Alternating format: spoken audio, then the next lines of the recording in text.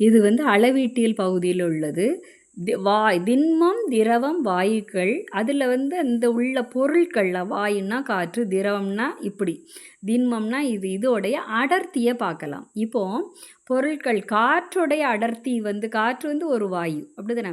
அதோடைய அடர்த்தி 1.2 kg/m3. இது ஏன் அடர்த்தியை பற்றி தெரியணும் அப்படின்னா, இப்போ நீரை எடுத்துக்கிட்டோன்னா அடர்த்தி 1000.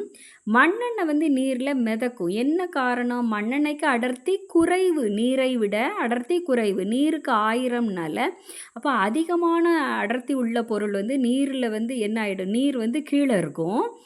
குறைவான அடர்த்தி உள்ளது நீருக்கு மேலே என்னது? மிதக்கும். மண்ணெண்ணெய் மிதந்துக்கிட்டு இருக்கும். அதே பாதரசம் பாருங்கள், 13,600 kg/m3. அப்போ இதுக்கு அடர்த்தி அதிகம். அப்போ என்ன பண்ணும்? இதுதான் மூழ்கும். நீர் மேலே மிதக்கும், அதுக்கு மேலே மண்ணெண்ணெய் மிதக்கும். சரி, அதை தெரிஞ்சுக்கிறதுக்கு தான் இந்த அடர்த்தி உடையதை கொடுத்துருக்கேன்.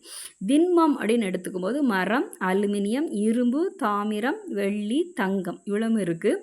இதில் மரம் எப்போவுமே மிதந்து தான் பார்த்துருக்கோம். அதனுடைய அடர்த்தி கம்மியாக இருக்குது, 770.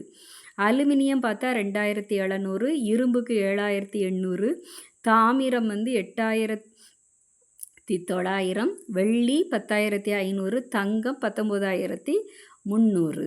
இந்த அடர்த்திகளை பற்றி தெரிஞ்சுக்கோங்க. அப்போ தான் எது மூழ்கும், எது மேலே மிதக்குங்கிறது தெரிஞ்சிடலாம். இது இப்படி கூட ஒரு கேள்வி கேட்டிருந்தாங்க.